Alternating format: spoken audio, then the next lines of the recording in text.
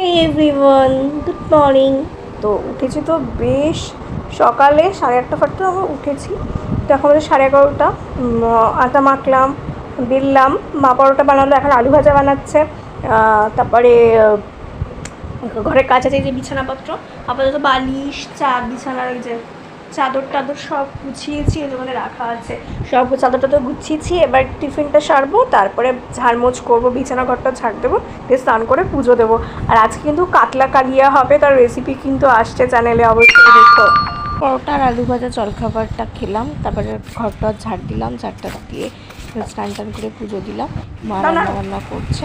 আর আজকে হচ্ছে কাতলা মাছের কালিয়া, ভাত আর এঁচড়ের তরকারি। হচ্ছে 11:15।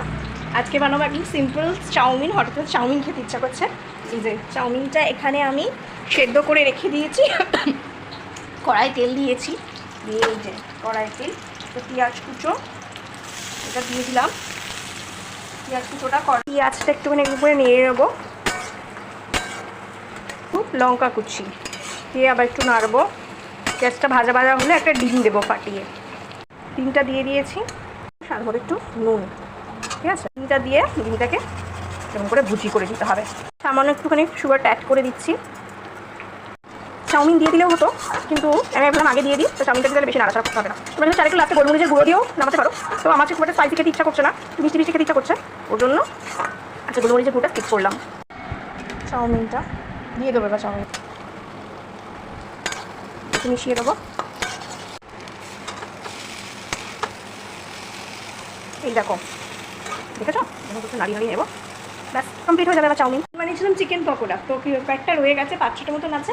আপনি চাউমিনটাকে নামিয়ে নিই, নামিয়ে চিকেন পকোড়াটা একটু তেল দিয়ে একটু তেলটা ভেজে, মানে এবার ভেজে নেবো, গরম হয়ে যাবে, তো চাউমিনের উপরে ছড়িয়ে দেবো, হয়ে গেলো তাহলে চিকেন চাউমিন, ঠিক আছে। তো এই হচ্ছে আমার রাতের খাওয়া দাবার। তো তোমরা সবাই কমেন্ট করে জানিও তোমরা রাতে কী খাওয়া দাওয়া করলে, আর এই চাউমিনের রেসিপিটা তোমাদের কেমন লাগলো। অবশ্যই কিন্তু বাড়িতে সবাই ট্রাই করো, বা কোথাও যাওয়ার সময় পুরো টিফিন ঝটপট এটা হয়ে যায় খুব ইজিলি, বেশি কিছু লাগেও না।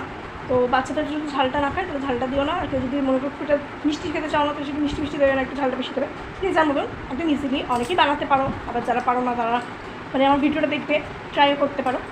তো এই হচ্ছে, তো খাওয়ার সময় তোমরা দেখাচ্ছি। তৈরি হয়ে গেছে চাউমিন।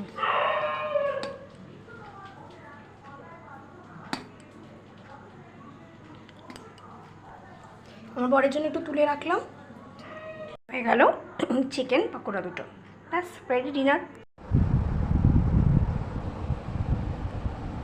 এখানে রয়েছে মাজা, চাউমিন,